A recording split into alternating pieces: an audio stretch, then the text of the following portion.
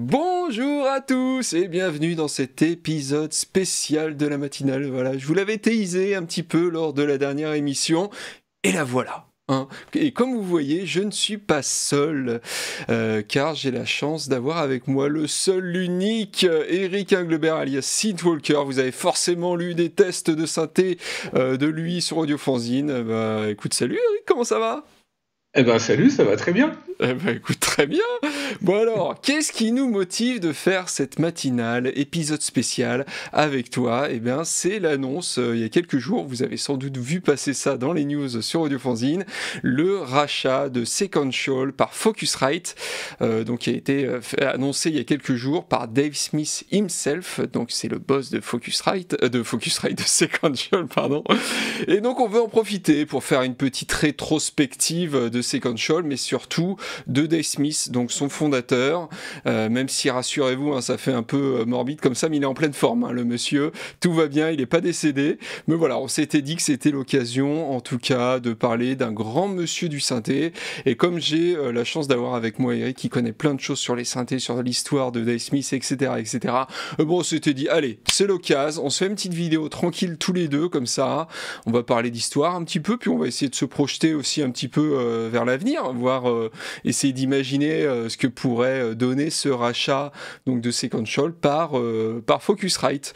Donc écoute Eric, je te propose, on va commencer par le début, hein, le tout début. Donc au début il y a eu les dinosaures, mais juste après il y a eu Dave Smith qui est arrivé.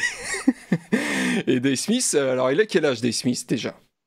Ah bah déjà, Dave Smith, il vient d'avoir 70 ans. D'accord. Bon écoute, je trouve que c'est un bon âge pour se dire allez, je vends ma boîte, tranquille, mais dans l'annonce qui a été faite sur YouTube, j'ai vu que il annonçait qu'il continuait de travailler. C'est pas, il part pas à la retraite le monsieur, a priori. Oui, alors c'est pas évident de lâcher quand on a développé pendant 50 ans des instruments de musique électronique. Ouais, Et puis on peut comprendre qu'il veuille encore garder ce qu'il aime bien faire, ouais, c'est-à-dire concevoir des synthés. Et ouais, puis pas bah, s'emmerder avec toute la partie gestion et business. oui, et puis il a dû toucher un petit chèque qui fait plaisir au passage, voilà, pour sa retraite, hein, même s'il va pas partir à la retraite tout de suite.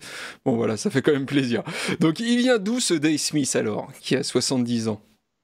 Alors Dave Smith, lui, il est en fait, il est diplômé de Berkeley, c'est quand même une top université au plan mondial, et il est diplômé d'un master en électronique et en informatique. D'accord. Donc il commence comme ça, il a une vingtaine d'années, et puis à 23 ans, il fonde Sequential. C'est fou, quoi. Putain, je me sens nul, moi, quand t'as des mecs comme ça, tu sais, super jeunes, ils font déjà des trucs de dingue. Et moi, j'ai presque 40 ans, et puis, bah, j'ai toujours pas, voilà, j'ai pas fait le quart de ce qu'il a fait à 23. Voilà, on se sent nul. Mais bon. Et donc, à 23 ans, il monte Sequential, c'est ça? Et pour faire quoi, alors? Alors lui, ce qu'il veut être avant tout, c'est il veut être un pionnier de la musique électronique. Donc il commence par un séquenceur et puis très très vite, il invente le premier synthé polyphonique entièrement programmable, donc sur lequel on peut tout mémoriser. Il Mhm. invente ça en 1977 et c'est le Prophet 5. Et Alors c'est attends, le parce que fameux Prophet 5. on essaye de se resituer, parce qu'il y a des gens, je pense, voilà, qui étaient peut-être pas nés d'ailleurs, à cette époque-là. Moi non plus, j'étais pas né d'ailleurs. Mais il y avait quoi en fait sur le marché des synthés à cette époque-là? En quoi en fait ça a bouleversé l'industrie ce synthé? Alors au début, sur les premiers synthés, on est sur la technologie analogique, Ouais. monodique, sur des modulaires ou sur des synthés plus compacts comme le Minimoog ou le module SEM d'Oberheim. Et Oberheim, d'ailleurs, c'est l'un des premiers à mettre un peu de numérique dans ses synthés, puisqu'il regroupe les modules SEM pour Mm. faire le Four Voice, le fameux Four Voice, l'éléphant blanc. Et puis en 1976, il a l'idée de faire un programmeur, donc il adjoint à son système un programmeur, mais c'est un programmeur qui est incomplet, puisqu'on ne peut pas tout mémoriser. On ne peut pas, par exemple, régler automatiquement tous les modules SEM, il faut les accorder à la main. Mm. Donc, c'est un synthé qui est assez gros, massif, Mm. lourd et pas encore tout à fait intégré. D'accord. Et donc, en fait, là, ce que tu es en train de me dire, c'est que Dave Smith, son premier synthé, finalement, c'est limite sa masterpiece, quoi. Quoi, le prophète, c'est. Voilà, en fait, il faut, voilà, ils fondent sa boîte en 73, donc en 3-4 ans, il s'est formé une vision de ce que devait être le synthé, donc polyphonique, à mémoire, tous les paramètres mémorisables, tout est éditable, Ouais, une parce que section de polyphonique, polymodulation. excuse-moi de te couper, mais polyphonique, il y Ouais, a peut-être des gens qui comprennent pas trop ce que c'est. Tu parlais avant, il y avait que des synthés monodiques, c'est-à-dire qu'on pouvait jouer qu'une seule note à la fois. Donc lui, voilà. en fait, la nouveauté de son synthé, c'est de pouvoir jouer plusieurs notes à la fois, ce qui quand même musicalement est assez énorme. Quoi, je veux dire, on peut faire des choses d'un seul coup, on s'ouvre un champ des possibles assez extraordinaire. Voilà, c'est-à-dire que avant cela, pour avoir de la polyphonie, il fallait prendre soit plusieurs synthés monodiques et puis les accorder ensemble. Ouais. C'était un peu le principe du Four Voice de Boreheim d'ailleurs, hein, Mm. c'était de regrouper des petits modules qu'on pilotait avec un même clavier. Et puis de l'autre côté, il y avait des string machines qui, elles, étaient déjà polyphoniques, Mm. mais qui étaient en fait paraphoniques. C'est-à-dire que toutes les notes jouaient bien évidemment leur fréquence, mais elles n'étaient pas complètement indépendantes. Ouais, voilà. Elles passaient notamment dans la même enveloppe, D'accord. ce qui limitait considérablement l'expression. Ouais, elles passent dans les mêmes tuyaux, quoi, les notes, en gros. Elles sont Voilà, ça traitées se de la même manière. voilà. D'accord. Et donc là, donc, la polyphonie, donc déjà, première chose quand même assez énorme. Et tu parlais de mémoire aussi, des paramètres qui sont mémorisés. Ça aussi, c'est Tout à fait. énorme. Oui, tout à fait. Et il a cette vision de dire, pour moi, un synthé, c'est un moteur sonore. Ce moteur sonore doit être polyphonique, donc je vais le dupliquer, Hmm. ou plutôt le quintupler, en l'occurrence Ouais, ici. Et puis, je vais mettre très vite du contrôle numérique pour à la voilà. fois piloter ces modules analogiques en tension, Hmm. et puis il a déjà l'idée de se dire comment je le synchronise avec d'autres appareils, Hmm. comment je le mets en réseau. Il a déjà ça en tête, en fait, Ouais, très, très, ouais. très, très vite. Ouais, c'était vraiment un énorme visionnaire, quoi. Moi, je trouve ça dingue, quand même, si jeune, de sortir un. Parce que oui, alors, du coup, tu me parles du Prophète 5, qui est sorti en 78, et il avait quel âge, du coup, en 78, Dave Smith? Bah écoute, il devait avoir 27-28 Ouais, ans. donc c'est ça, quoi. C'est ça. Ouais. Et donc, oui, il sort déjà un synthé de légende. Alors, vous l'avez peut-être sûrement déjà entendu. Tu peux nous citer des exemples de chansons ou voilà, où on entend du Prophète 5? Bon, j'ai envie de dire d'une manière raccourcie, il y a à peu près toutes les productions du début des années 80 Hmm. qui est fait au Prophète 5. Dès qu'on entend un synthé polyphonique, c'est du Prophète 5. Donc, Ouais, je de toute ne vais pas façon. toutes les citer, mais bon, voilà Oui, quoi. oui, c'est le C'est bon. soit du Prophète 5, soit de l'OBXA, quoi, en gros, Ouais, quoi. ouais. Le concurrent, donc Oberheim, dont on va reparler un peu plus tard. Oui, Parce le il a meilleur aussi ennemi. sa place importante dans l'histoire de Dave Smith, en tout cas. Oui. Et donc, alors, le Prophète 5, du coup, tu nous as parlé des mémoires, tu nous as parlé du fait qu'il soit polyphonique. Est-ce qu'il apportait aussi d'autres choses intéressantes? Alors, il apportait une modulation polyphonique également, Mhm. c'est-à-dire la fameuse polymode, Mhm. qui permet chaque voix sur le Prophète 5 a ses propres modulateurs. Ouais. Donc, on peut moduler par des enveloppes, on peut moduler par un VCO Mhm. de manière indépendante. Ouais. Et on obtient ce son qui est extrêmement vivant, beaucoup plus que quand on module par un LFO qui, à l'époque, est unique. Il y a un seul LFO pour moduler en même temps toutes les voix. Et bien là, avec la polymode, il va permettre de moduler chaque voix indépendamment. Donc, avoir ces sons vivants, Mhm. Bah, très intéressants, riches. finalement, Ouais. il est allé jusqu'au bout du délire, quoi, de la polyphonie, quoi. C'est-à-dire, il s'est dit, voilà, je veux vraiment 5 voix complètement indépendantes, que je peux traiter de façon complètement indépendante. Et voilà, finalement, ça se tient, quoi, son idée, dès le début. Oui, oui, oui. Et puis, en fait, au début, il en voulait 10 des voix. Ouais, C'est-à-dire que dans le Prophète 5, c'était un Prophète 10, en fait, au début.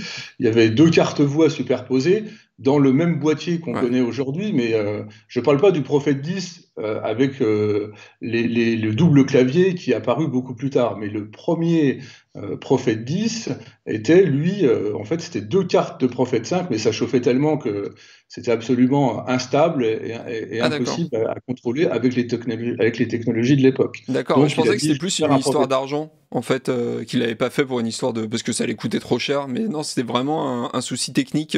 Oui, oui, c'est un problème technique. Il y a eu D'accord. quelques exemplaires, hein, quelques dizaines ou peut-être une vingtaine d'exemplaires de Prophet 10, mais bon, il chauffait énormément.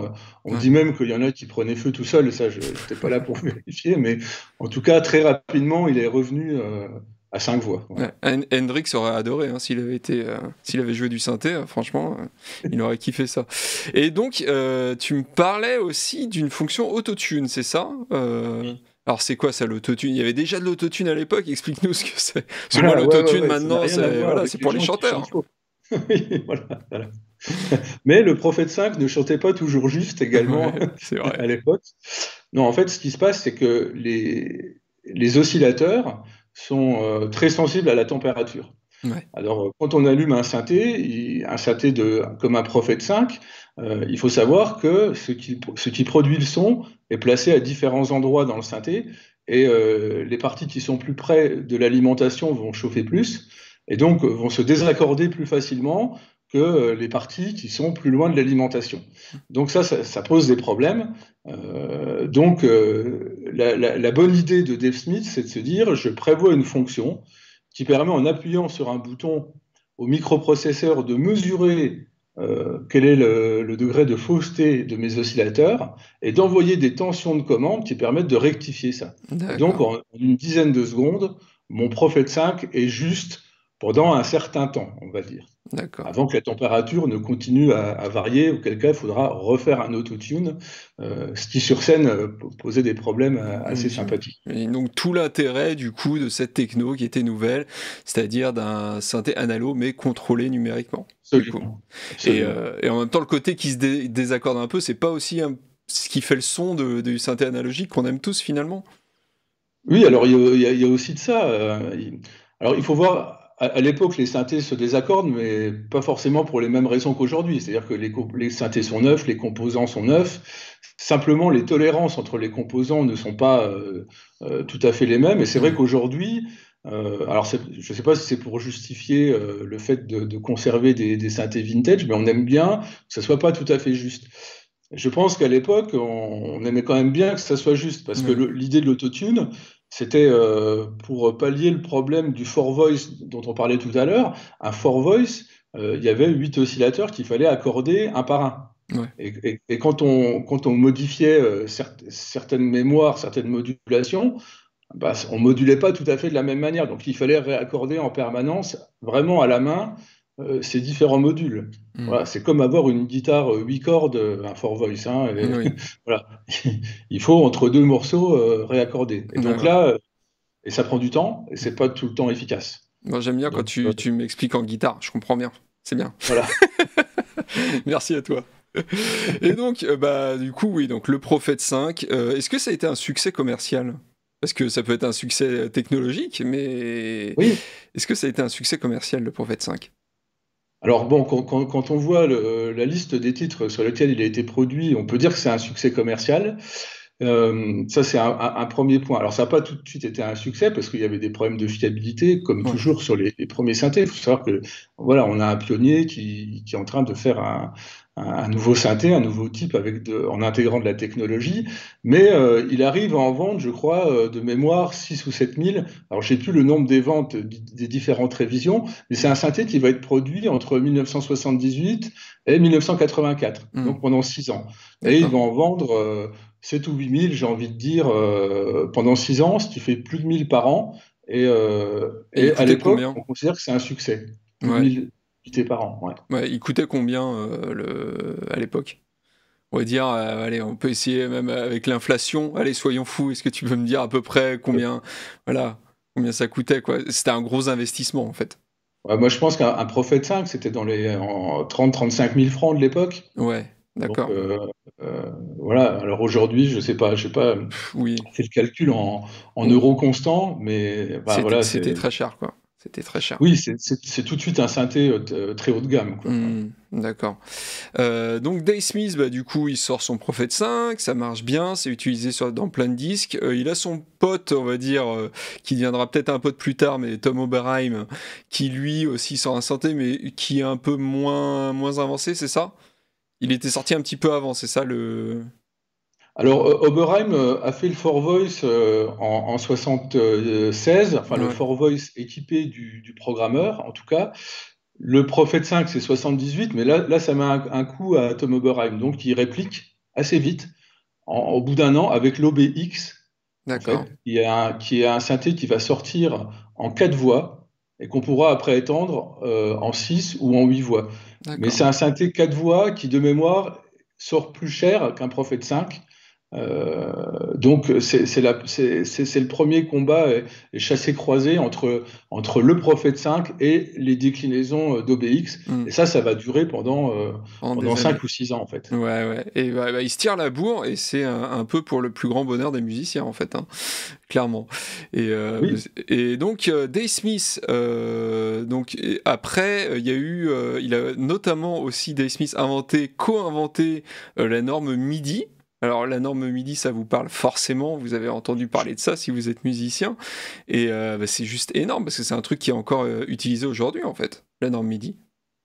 oui, c'est une norme qui est finalement très robuste parce que en fait, ce qui se passe, c'est que avec quelques fabricants de synthés, dont le président fondateur de Roland, donc Monsieur Kakehashi, il présente en 1983, donc au NAMM d'hiver, donc il présente un Prophet 600 midifié avec un Jupiter 6. Et donc c'est la première fois qu'on voit deux synthés reliés comme ça par un Alors, simple midifier, ça veut cordon. dire quoi?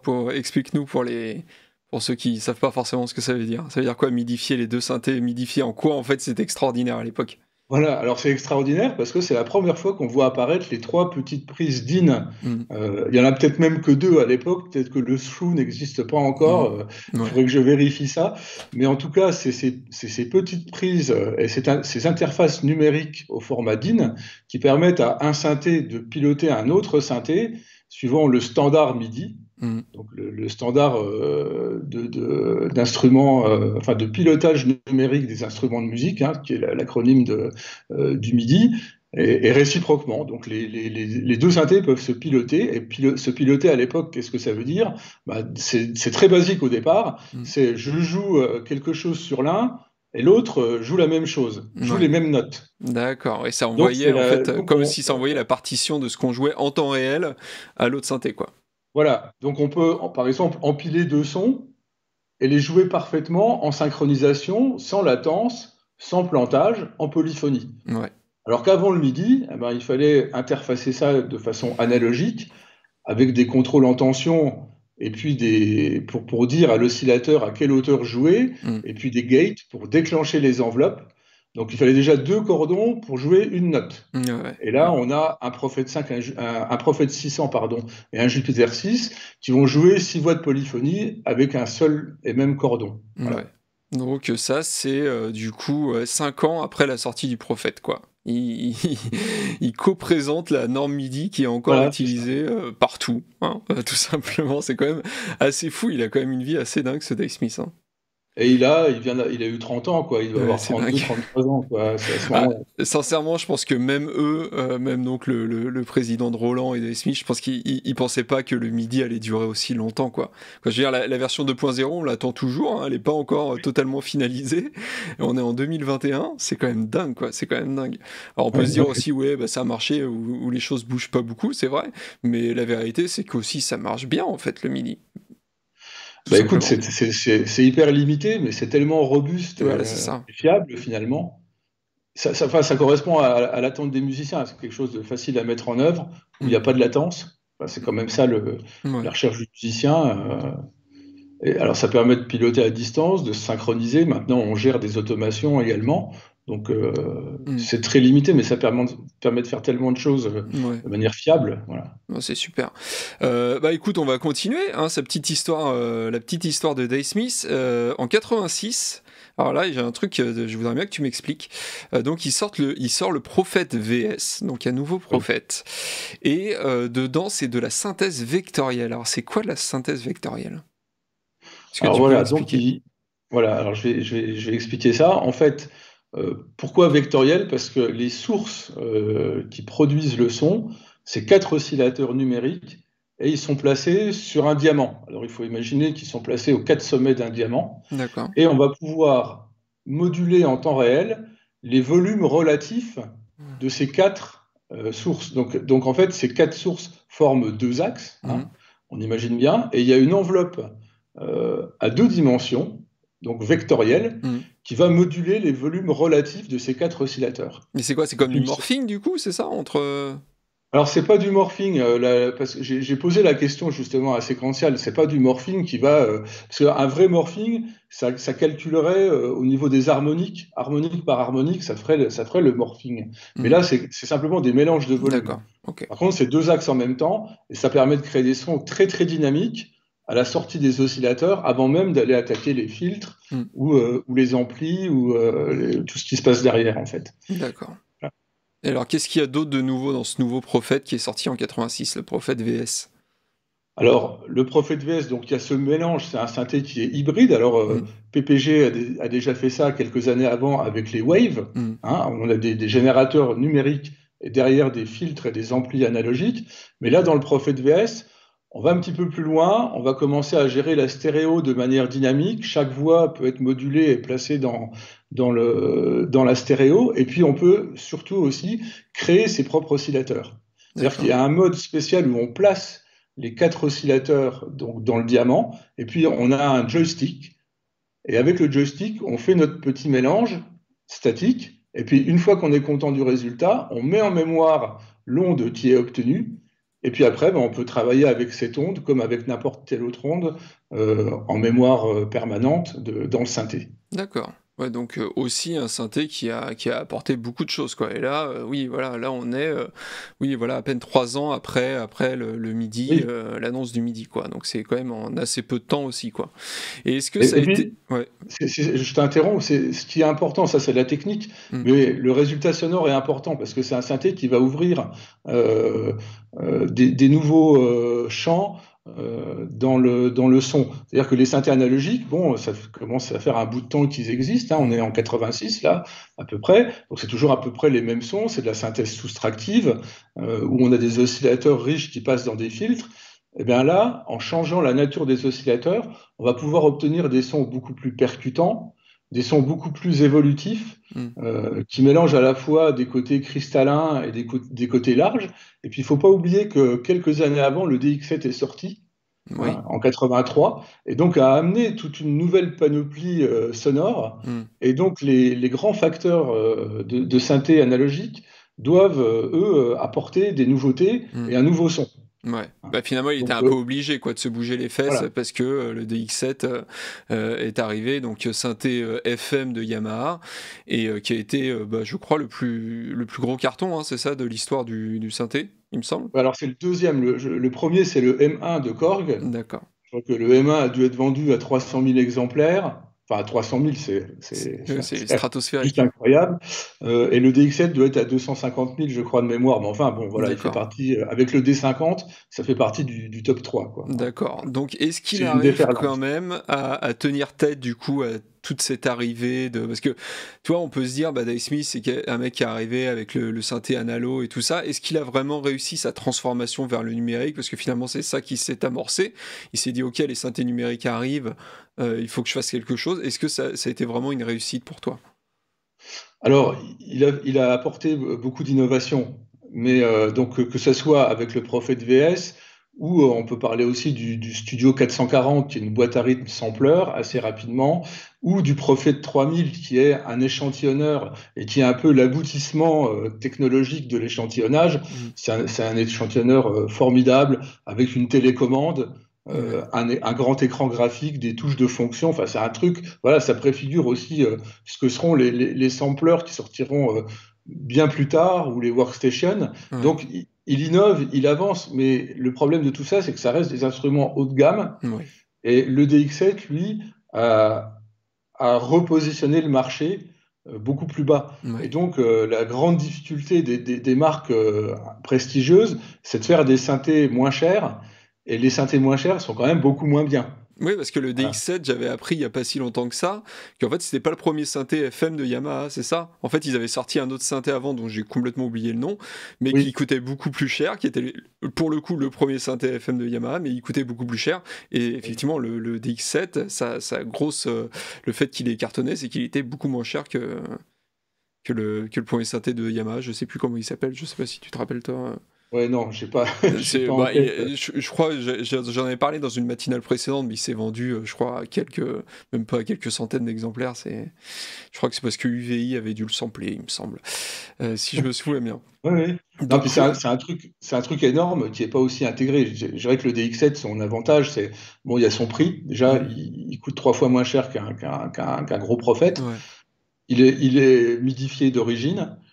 Il a des cartouches pour pouvoir s'échanger les sons, et c'est très facile quand tu as une production tu fais tes sons chez toi, tu amènes ta cartouche au studio. Bah, là aussi, c'est quelque chose à l'époque qui est révolutionnaire. Ouais. Il apporte des sons complètement nouveaux, Mm. hein, et puis il a un clavier dynamique avec l'aftertouch, donc c'est aussi une expérience de jeu qui est, Mm. qui est différente, quoi. C'est Ouais. un ovni, donc voilà, c'est une météorite. Voilà. Et donc c'est un petit peu le début d'une première fin pour Dave Smith, c'est ça, c'est DX7, quoi. Ça lui a mis à coup, il faut dire. Parce qu'il va y avoir une petite traversée du désert, j'ai l'impression, Oui, euh, alors, oui, oui, pour oui, alors remettre ça met après. un coup à Dave Smith, mais avant, ça a mis un coup chez Moog, ça a mis un Ouais, tout coup le chez monde. Oberheim, enfin, ça a mis un coup avant cela chez ARP. Ouais, Bon, enfin voilà, ça met un sacré coup à tous les grands manufacturiers américains, finalement.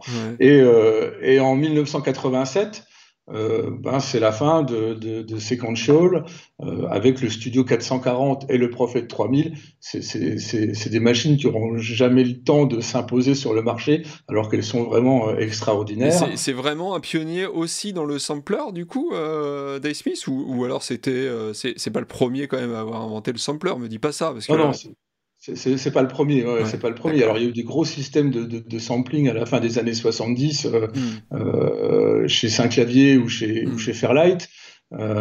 Et puis, je pense que celui qui démocratise le sampling, c'est surtout Ensoniq avec le Mirage, Ouais, d'accord. qui arrive à proposer un sampler très intégré, très compact, à moins de 20 000 francs à l'époque, Hmm, ce qui est un exploit parce qu'en face, on parle de centaines de milliers de francs dès qu'on parle hmm. de gros systèmes d'échantillonnage. Donc, c'est pas un pionnier. Par contre, sur l'interface utilisateur, le Prophet 3000, c'est vraiment une machine exceptionnelle. Elle va préfigurer après tous les gros sampleurs Akai, S900, S1000, euh, Hmm. et puis toutes les autres marques, quoi. D'accord. Donc Sequential, du coup, bah, se casse la gueule un petit peu. Alors qu'est-ce qui se passe du coup pour Dave Smith? Alors, Sequential, en fait, alors j'ai pas relu, je ne sais pas s'ils ont déposé le bilan, mais ils vont très mal, et ils sont rachetés par Yamaha. Alors, c'est pareil, je ne sais pas si Yamaha, quels sont les actifs que rachète Yamaha, mais en tout cas, Yamaha reprend la marque Hmm. Sequential, et en fait, enfin, en 1987, Dave Smith devient consultant dans un département R&D de Yamaha. D'accord. Ok. Donc voilà comment il enchaîne, il vend sa boîte, et un peu comme aujourd'hui d'ailleurs, hein, Oui. C'est l'histoire qui se et répète. devient consultant de son repreneur. D'accord. Bon, bah, c'est ce qui est plutôt pas mal quand même. Il s'en Oui, sort c'est pas bien quand même, idiot. le monsieur. Et alors, tu m'as dit après, alors ça m'a étonné, qu'il s'est aussi lancé dans le logiciel. Ça, c'est un truc qui m'a surpris. Voilà. Oui, alors il fait Yamaha, après il est patron de la R&D Korg, et après il devient le patron de Sear Systems, Ouais, donc qui développe des logiciels musicaux, et c'est à lui qu'on doit le Reality. c'est énorme. Ouais. C'est un touche-à-tout hein, quand même, hein, Dave Voilà. Smith. Mais c'est pas son truc. Ouais. Il le dit à plusieurs reprises dans de nombreuses interviews. Finalement, le soft, c'est pas mon truc, quoi. Il aime Ouais. développer des instruments, en fait. Voilà. D'accord. Ok, ok. Donc, bah, du coup, le temps passe, hein, et donc il travaille pour Yamaha, pour Korg aussi, voilà, il est patron de la R&D. Et début des années 2000, du coup, on va dire que c'est l'aube d'une nouvelle ère pour lui. Et il travaille avec un de ses alter ego, c'est ça, qui s'appelle Roger Lynn. Alors, qu'est-ce qui se passe avec lui, avec Roger? Alors avec Roger, alors c'est une longue histoire, hein, parce que avec Roger Lynn, il se tire déjà un petit peu la bourre, mais gentiment. Vraiment, Hmm. c'est des amis. Et alors Roger Lynn, lui, à qui on doit la LM1 et la Lindrum. Donc là aussi, pareil, la Lindrum, elle est à la boîte à rythme, ce que le Prophet 5 est au synthé Ouais. finalement. Elle a marqué toute une époque, et encore aujourd'hui, quand on voit combien coûte une ligne drum d'occasion, c'est absolument hallucinant. Voilà, presque aussi cher qu'un Prophet 5 d'ailleurs. Ouais, ouais. Mais bon, ben voilà. Donc en fait, c'est l'ami de toujours. Roger Lynn a sorti la ligne 9000, qui est la première boîte à rythme sampler. Mm. Ça, c'est en 84. En 87, Dave Smith a sorti le Studio 440, qui est Mm. sa vision de la boîte à rythme sampler, l'aboutissement de la boîte à rythme sampler. Et Roger Lynn, lui, en 88, va sortir la MPC 60 sous la marque Akai. Ah ouais, tout Donc c'est lui simplement. qui conçoit la MPC 60. Ouais. Donc voilà, donc c'est une histoire de chassé-croisé. Mm. Et les deux compères se retrouvent donc au début des années 2000.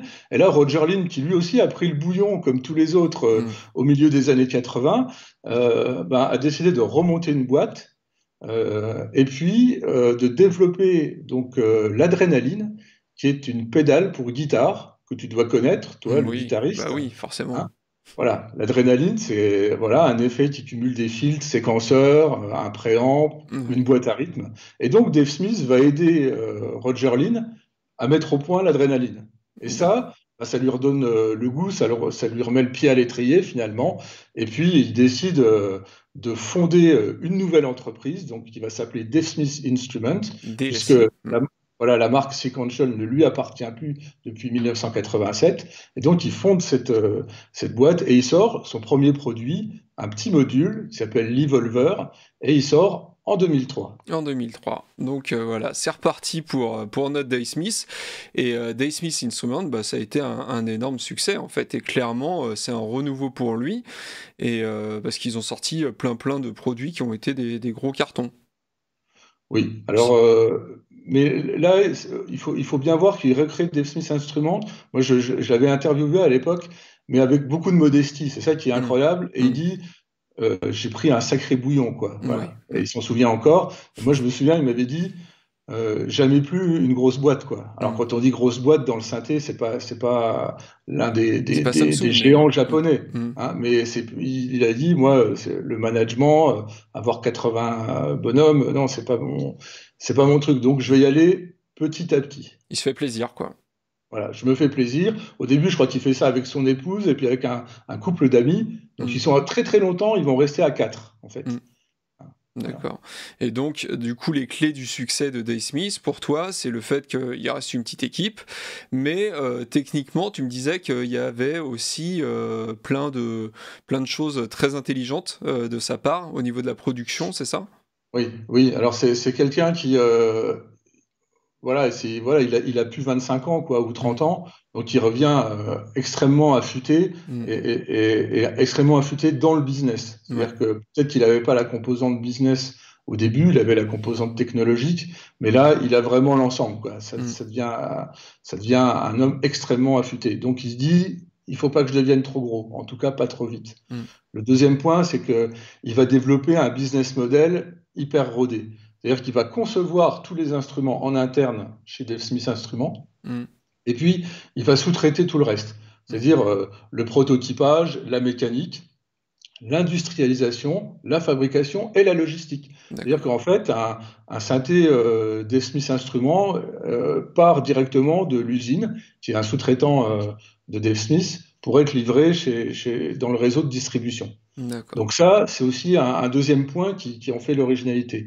Le troisième point, là, il est technologique, comme tu disais, c'est que pour faire l'Evolver, il a développé un composant spécifique avec aussi un vieux compère, c'est Doug Curtis. Doug Curtis, c'est à lui qu'on doit les circuits intégrés CEM, enfin les SEM, Mm. qui ont fait les beaux jours du Prophète 5, en tout cas des derniers Prophètes 5 à la grande époque. Les composants CEM, c'est des oscillateurs intégrés, des filtres intégrés, des amplis intégrés, des enveloppes intégrées qui permettent une miniaturisation à l'époque et Mm. donc de faire de la polyphonie. Et donc, avec ce vieux complice-là, ils vont développer ce qu'on appelle a synth on a chip, Mm. c'est-à-dire que c'est un composant qui, sur un même circuit intégré, comprend deux oscillateurs, Mm. un filtre et un VCA stéréo. Et ça, il va le décliner, mais au moins pendant 12 ans, tous les synthés qui vont sortir de chez Dave Smith Mm. vont être équipés de ce chip. qui permet des économies d'échelle formidables. Et d'ailleurs, encore aujourd'hui, si on regarde le Prophet 08 Rev 2, Hmm. c'est encore ce chip-là D'accord. qui équipe les synthés. Donc c'est complètement hallucinant. Donc C'est il a un sens comme ça de la déclinaison des économies d'échelle qui est assez c'est fantastique. énorme parce que les systèmes en chip dont tu me parles, c'est exactement ce qui se passe en ce moment dans le secteur de l'informatique avec les processeurs ARM qui sont exactement la même chose. C'est-à-dire que dans le processeur, on met plein de choses, ce qui permet de réduire les coûts et hausser les performances. C'est exactement ça en fait. Oui, oui. Donc voilà, d'un point de vue business, d'un point de vue techno, et puis également une remarquable intelligence marketing. Parce que quand on regarde la gamme des Smiths depuis le début, en fait, dès qu'il sort un produit, ça marche bien, il va le décliner. Donc, Hmm.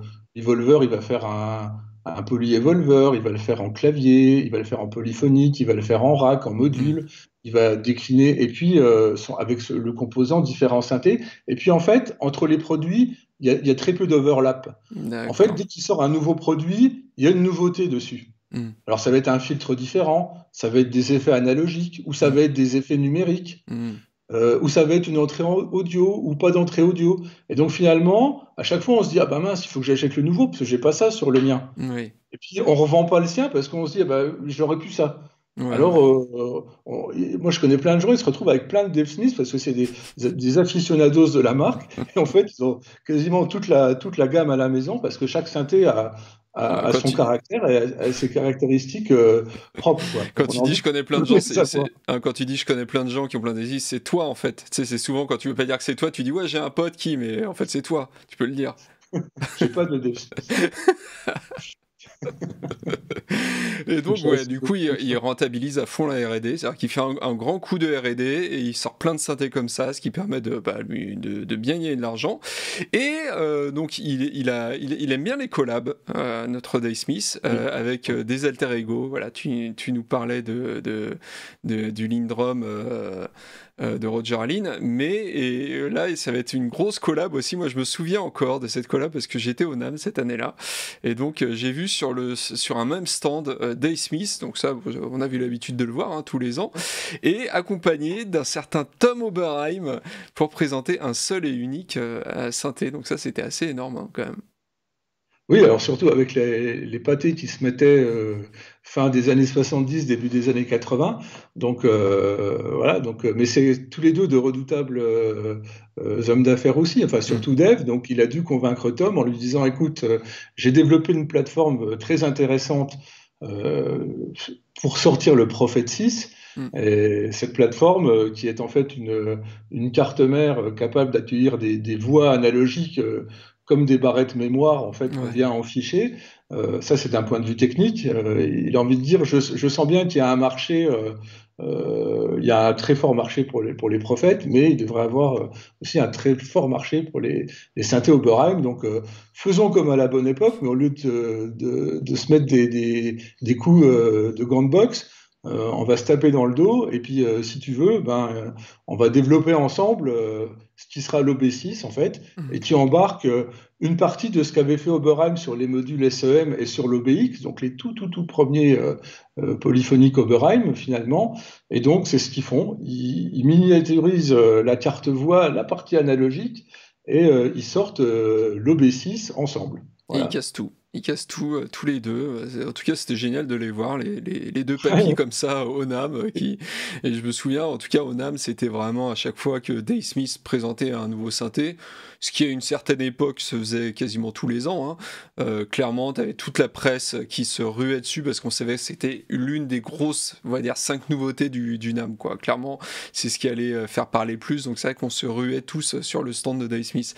Et du coup, cet OB6, quand est-ce que ça intervient par rapport à cette histoire de... Parce que ça s'appelle toujours Dave Smith Instrument à l'époque, ou alors parce qu'il y a un moment où il a racheté le nom, finalement, c'est ça? Alors je ne sais plus exactement quand est sorti l'OB6, mais je vois encore la signature Dave Smith Instruments dessus. Hmm. Donc je pense que les premiers OB6 ont été signés Dave Smith Instruments, mais c'est en 2015 que Yamaha rétrocède la marque Sequential à Dave Smith. D'accord. Et donc Et là, donc, les productions suivantes, hmm, enfin de l'OB6 et tous les autres synthés vont être badgés ouais. Sequential avec le fameux logo qu'on connaît bien. Parce que quand j'ai fait mes recherches, effectivement, Sequential, donc une fois en fait, c'est pas une nouvelle marque, c'est-à-dire que c'est vraiment un renommage. Quand tu vas, par exemple, sur Wikipédia, tu cherches Dave Smith Instruments. Non, en fait, tu tombes sur la page Wikipédia de Sequential. C'est vraiment, en fait, c'est vraiment un changement de nom, quoi. C'est pas une nouvelle société qui crée, quoi. Non, voilà, c'est ça. C'est en fait la société au départ, c'est Sequential Circuits Incorporated. Donc les premiers synthés, ils sont badgés SCI. Hmm, Après, ça devient Sequential, mais c'est plus le nom de la marque en fait. hmm, Et c'est pour ça que je pense que Yamaha, ce qu'a racheté Yamaha, c'est un certain nombre d'actifs, mais et parmi ces actifs, la marque Sequential. Et hmm. c'est bien la marque qui est rétrocédée, c'est-à-dire le droit pour Dave Smith de réutiliser, d'utiliser à nouveau la Sur- marque Sequential. Donc hmm, c'est la même société, et je pense que la société s'appelle certainement encore Dave Smith Instrument, hmm. l'entité juridique en tout Ouais. cas, Hmm. mais par contre la marque, les synthés sont badgés Sequential. D'accord. Donc bah, du coup, maintenant sa marque se nomme de nouveau Sequential, tout le monde est content, il sort plein de synthés qui marchent bien, hein. En tout cas, il y en a plein en test sur Audiofanzine, vous pouvez aller voir ça. Et donc, bah, on arrive petit à petit à 2021. Et puis il y a une annonce voilà, qui a été faite du coup cette semaine par Dave Smith himself, mais sur le channel YouTube de Focusrite. Donc c'était ça un petit peu la surprise. Bon, ça a surpris pas mal son monde quand même. Toi, tu t'y attendais ou pas? Ah non, moi pas du tout, et je dois avouer que ça a été tenu hyper secret. Alors, c'est obligatoire. Je veux dire, quand une entreprise rachète une autre, Hmm. il y a toute une période où les entreprises se reniflent pour vérifier un certain nombre de choses, les bilans, etc. Donc là, c'est top secret, mais rien ne laissait présager qu'il allait se passer quelque chose. Et surtout, on avait les yeux braqués sur la sortie du nouveau Prophète 5, en fait. Ouais, Parce que c'était ça l'actu, c'était une ouais, actu produit, c'était pas une actu business, quoi. Donc, ouais, ouais.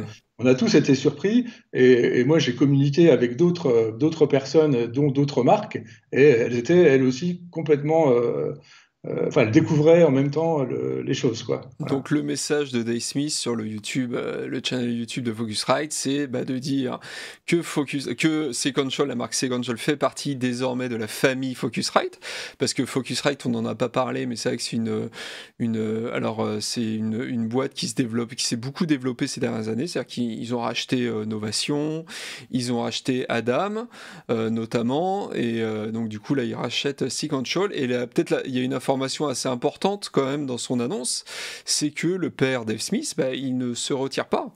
En fait, il reste travailler pour Sequential. Et il affirme en tout cas qu'il continue de faire des nouveaux synthés. Donc il y aura toujours, en tout cas c'est une promesse qu'il fait, des nouveaux synthés Dave Smith qui sortiront, quoi. Oui, voilà. Alors, c'est vrai que ce qu'il dit, c'est ce qu'il aime faire, c'est développer des synthés. Donc, il va pouvoir continuer à faire ça. Il va pouvoir continuer à faire tourner l'équipe, euh, en tout cas la partie recherche et développement. Peut-être moins s'occuper des aspects business Hmm. et finance. Ça, a priori, ça l'intéresse certainement moins. Et puis bon, après, il a 70 ans, donc il faut aussi qu'il pense à sa famille, à ses proches. Enfin bon, Hmm. voilà quoi. Et puis il aime faire plein de choses. C'est quelqu'un qui a plein de passe-temps, qui aime boire Hmm. du vin, qui aime faire du vélo, qui vient souvent en Ah, France. Donc bah, tout ça, il va pouvoir continuer à développer des synthés, ramasser un gros chèque, être payé comme consultant, parfait. rouler dans sa grosse Tesla, le bonheur. Il est à San Francisco, lui, c'est ça, hein? Oui, tout à fait. Oui, oui. D'accord. Il est Euh, resté, il est dans la partie wine country, ah c'est le oui, berceau la de Napa ces Valley. cultures. Voilà, parce que Berkeley, enfin, depuis son université, voilà, c'est au nord du Golden Gate, c'est cette Hmm. partie de San Francisco qui est sur l'autre rive, j'ai envie de dire. Hmm. Donc voilà, il est au milieu des vignes, Hmm. enfin Hmm. voilà, il est fin heureux et il y est depuis très très longtemps. Bah, dans la Napa Valley, d'ailleurs, tu sais, une des bouteilles les plus connues de la Napa Valley, tu connais son nom ou pas? C'est Beringer.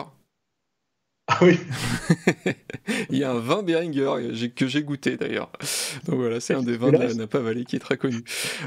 Donc du coup, alors toi, est-ce que tu trouves que c'est un bon move, ça, du coup, de la part de Dave Smith, de faire ça, parce qu'il a 70 ans? Est-ce que tu penses que c'est une bonne chose? Toi, ça a été quoi ta réaction? Bah, pour moi, il y a deux questions. Il y a vue côté vente de la société, et puis et après, il y a le côté vue côté acquisition de la société. Mmh. Alors, pour la partie vente, je pense que, un, il a l'âge. Oui. Deux, moi je dirais qu'il y a peut-être un côté prospective marché, parce que Des Smith, c'est quelqu'un d'extrêmement intelligent, brillant, précurseur, pionnier, donc c'est quelqu'un qui se fait rarement prendre de vitesse. Mmh. Donc je pense aussi qu'il a peut-être compris que le marché était en train de bouger et que il était plus tout seul à faire des synthés polyphoniques Mmh. analogiques plutôt premium. Mmh. Alors je parle pas de Moog parce que le Moog One, c'est un Oui. synthé à plus de 8 000 euros. Là, voilà, Non, mais on c'est peut les citer. Il y a quand même Arturia voilà, voilà, qui est venu. exactement. Il y a Behringer, évidemment. Et Voilà. là, je parle pas du vin, mais Donc il se fait attaquer sur il est plus tout seul, en tout cas, sur ce segment un peu premium de synthé autour de 2 000 3 000 euros. Il y a Arturia, le mmh. Polybrut. Il y a les logs de chez Korg qui sont un petit peu moins chers, mais en tout cas, ils sont là. Ils tiennent la route Mmh. vraiment. Et puis, sur l'entrée de gamme, bah, on ne peut pas négliger Behringer avec toutes les annonces qui ont été faites. Bien Et sûr. notamment, je ne parle pas des premiers clones mono. Voilà quoi. Behringer, lui, il a commencé un peu comme l'histoire de la synthèse. Il l'a fait en Oui. accéléré. Il commence avec Très des petits accéléré, ouais. synthés plus faciles à cloner, sans mémoire, Mmh. monodiques.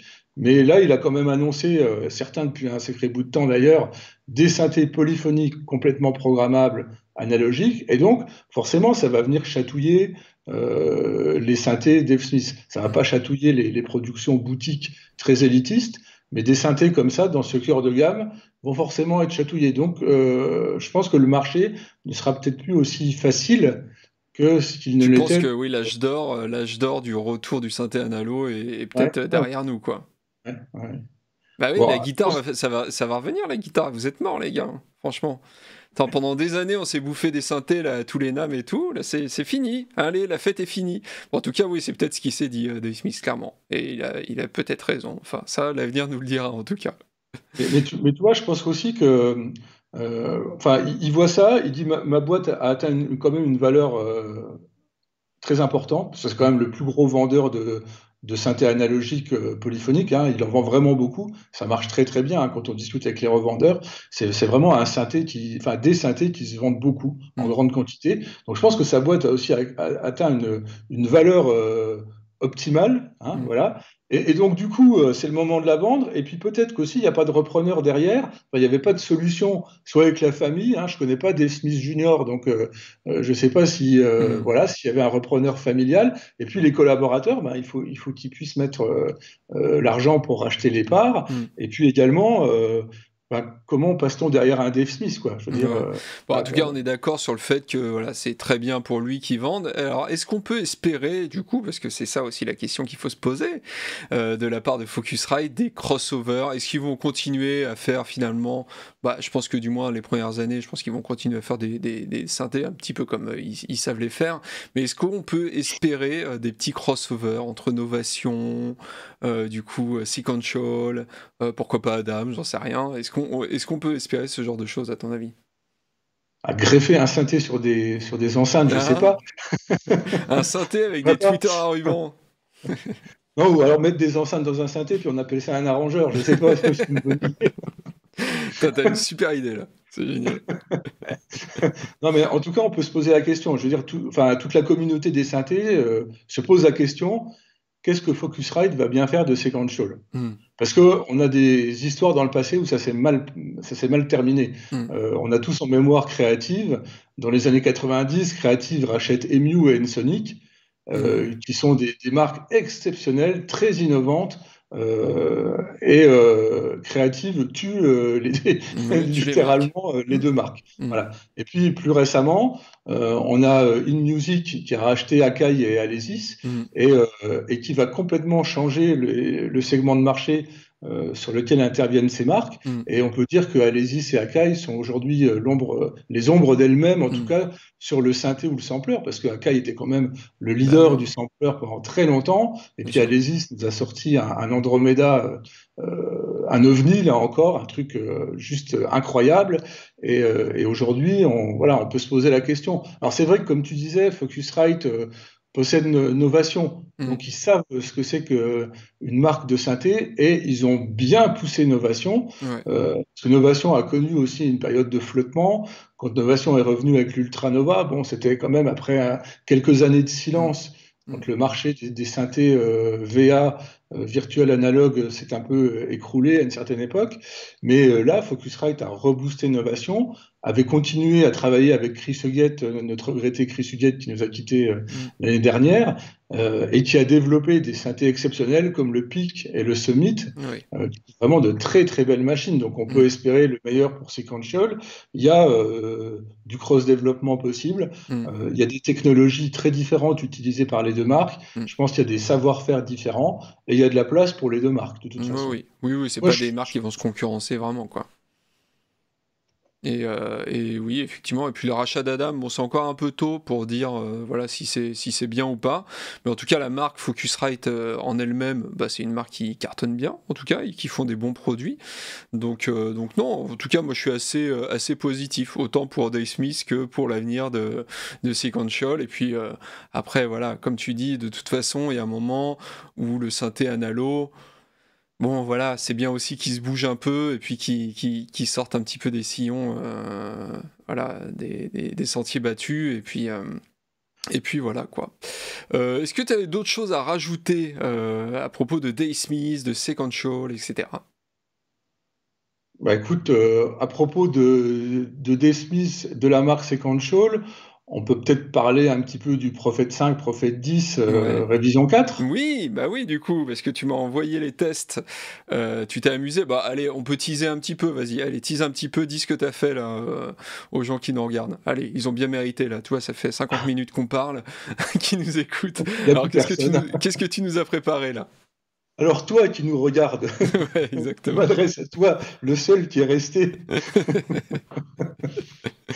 Tu vas être récompensé. Voilà, exactement. Non, il n'y a pas de Prophète 5 à gagner. Non, en fait, ce qu'on a fait, on a profité de la sortie du révision 4 du Prophète 5 pour faire en fait un triple test.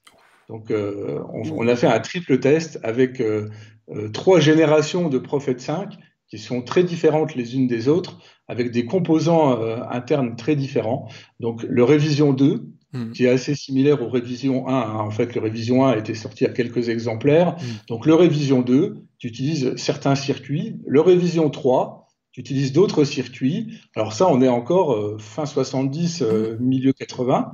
Et puis, le révision 4, donc, qui est sorti fin 2020. Et donc, on les a mis ensemble, côte à côte. Et puis, on a fait 3 tests. Alors, on les a fait simultanément en parallèle pour montrer ce qui était différent de l'un à l'autre. Et puis, naturellement, cerise sur le gâteau, le petit quiz. Alors, cette fois-ci, c'est un triple quiz dans lequel il va falloir deviner quelle révision a joué et dans quel ordre. Ah, bah on va voir les vrais de vrais là, du coup. Hein. Voilà. Bon, et après, c'est juste pour le plaisir. Hein. Il n'y aura rien de spécial à gagner. Voilà, mais juste on s'amuse entre nous et puis voilà quoi. Bon, bah en tout cas, j'espère que ça vous plaira. Ça sera publié prochainement sur Audiofanzine. Bah voilà, bah merci en tout cas, Eric, d'avoir fait cette vidéo avec moi et puis d'avoir partagé ta science un petit peu. C'est quand même cool. J'espère que ça vous plaît aussi, ce genre de vidéo. Voilà, n'hésitez pas à mettre dans les commentaires si vous avez aimé ou pas, si vous voulez qu'on revienne pour parler d'autres choses. Il y a plein de choses, voilà, plein de sujets à aborder sur Audiofanzine à propos des synthés et tout le reste. Donc n'hésitez pas aussi à mettre un pouce en l'air à cette vidéo, à vous abonner à la chaîne si c'est pas déjà fait et à mettre la petite cloche pour être prévenu d'une nouvelle vidéo. Bah voilà, nous on vous dit à très bientôt en tout cas sur le channel d'Audiofanzine. Allez, ciao. Ciao.